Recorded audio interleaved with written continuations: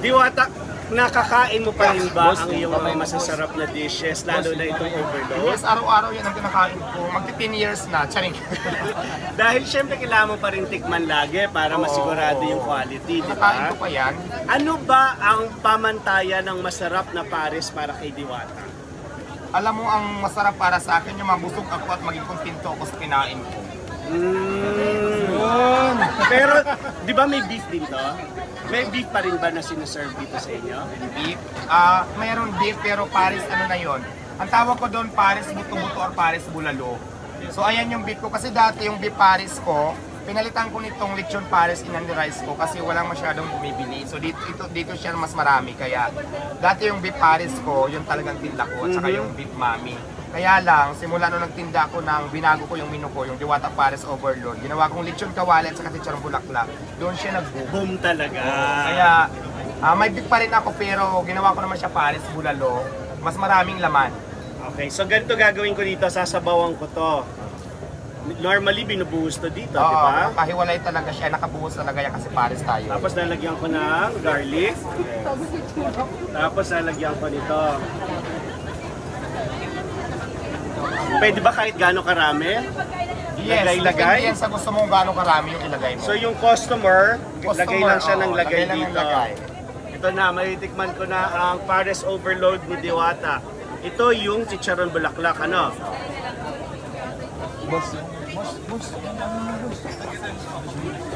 Hello ho? Naiinggit na po ba kayo sa akin? Kumain na ho ba kayo?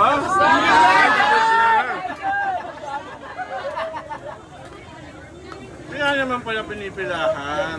Masarap. Mura na, masarap pa. Yung iba kasi ako naman, hindi ko naman sinasabi masarap yung pares. Kung gusto nilang matry, Masarap, gusto masarap. nilang ma-experience, okay lang. Kasi yung iba, di ba, marami kasi ako nakikita ng content dito na kakain. Tapos maraming aw-aw sa social media. So, depende naman yan sa inyo.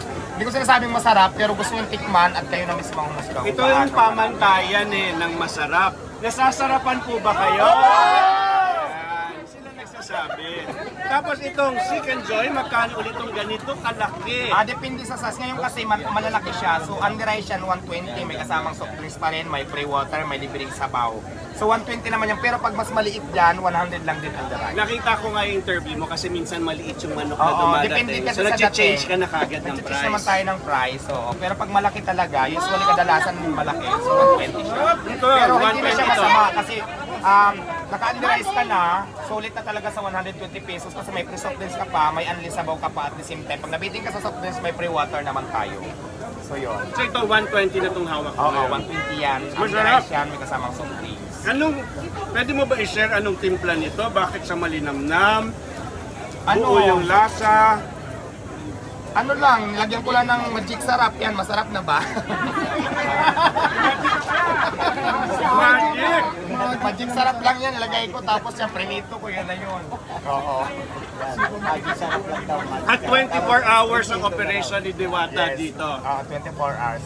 May shifting lang tayo ng dalawa. May night shift sa day shift sa mga tao.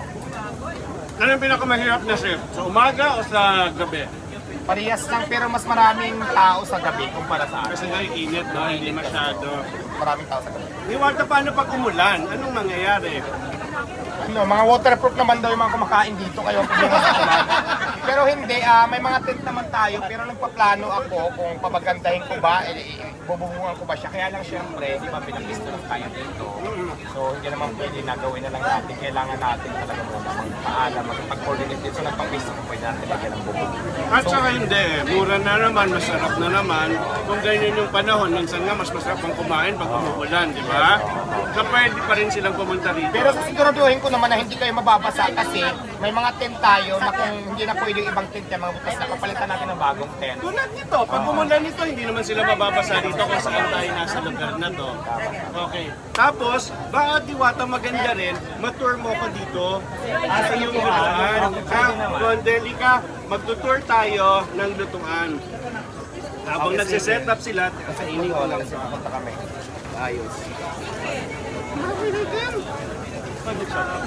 Ano lang naman, kung ano-ano lang, creation lang namin yan eh. Nilagyan ko lang mga kuning-kuning. Ayaw ko sabihin sikreto ko, bulong ko na lang sa'yo mamaya. Baka mamaya alam mo naman, Mamaya gayahin nila, Gayahin, diba? oo. So, yung sekreto ko, ibubulong ko na lang sa'yo. Pero yung sekreto mo, bulong mo rin sa akin. Of course, Bulong mo na lang. At least, yung hindi nila malalaman para malaman ko din. Kasi alam ko talaga chef cook ka, di ba?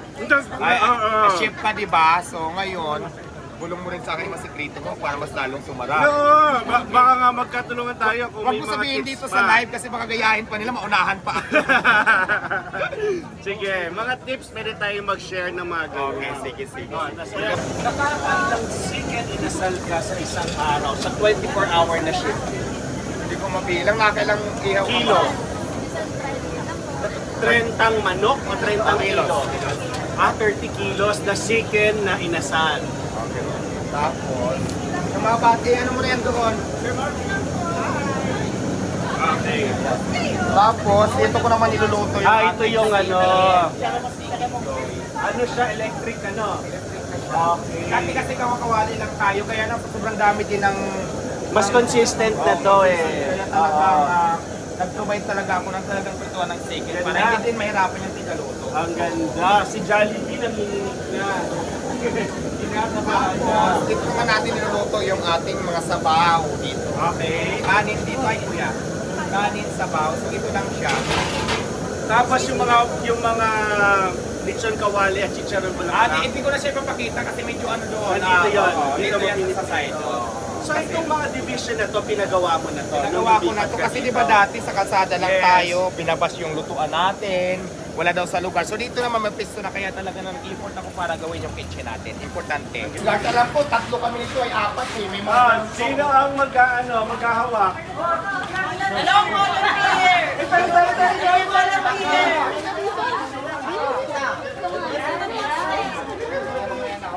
Wakanda, Wakanda. Ako din, parang nalimutan ko na nga ito na rin. Pero nilalaro ko ng isa na bata. Isot nyo po. Isot nyo po.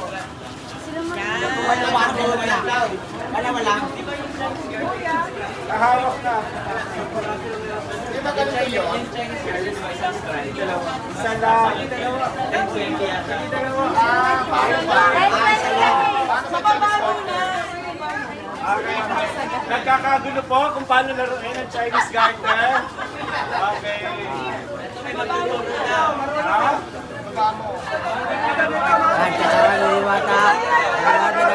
Sa amin, pakita mo sa amin.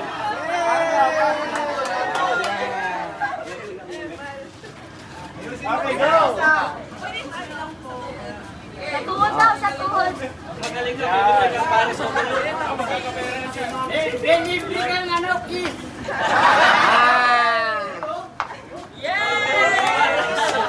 Napakadali lang pala. Wala out ka na. Dapat kasi may ganito pa to eh. Dati sa amin.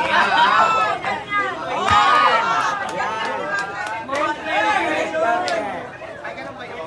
10-20, paano yung 10-20? Parang kaya, 10, 20, 30, 40, 50, 60, BAM! Ganun pala yun. Sir, dito ka muna sir kasi may video kami dito sir. Ganon. Tapos, ganyan. Ay, paano? Dito muna isa. 20, 30. 10, 20, 30, 40, 50. Okay, tumbang preso naman. Tumbang preso naman. Tumbang preso.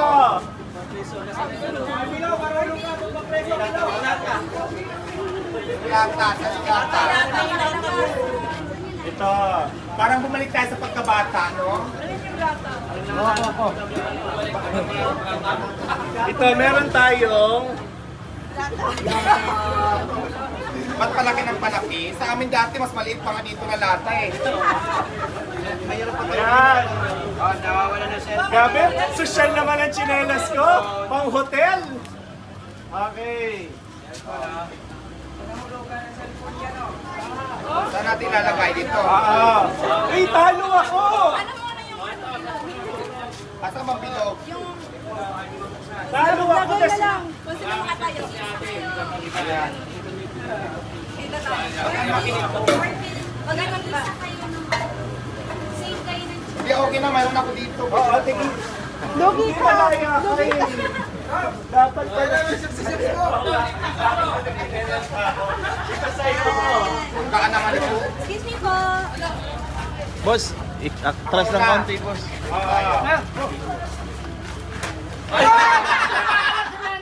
Alam mo, hindi yan makakatumba. Gaan. Bakit ang competitive to? Dapat ito. Yan din sa akin ha.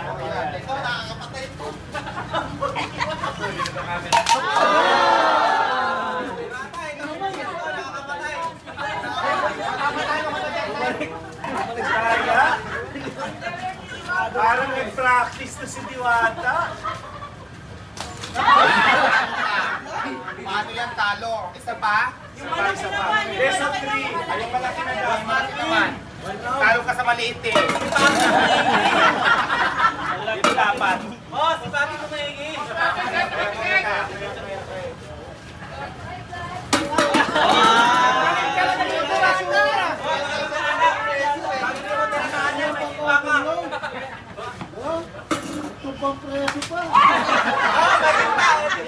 Sabay, sabay, sabay.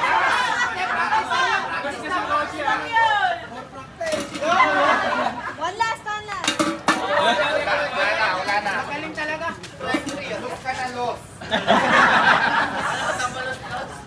Okay, isang final round na ikot na lang tayo. Okay.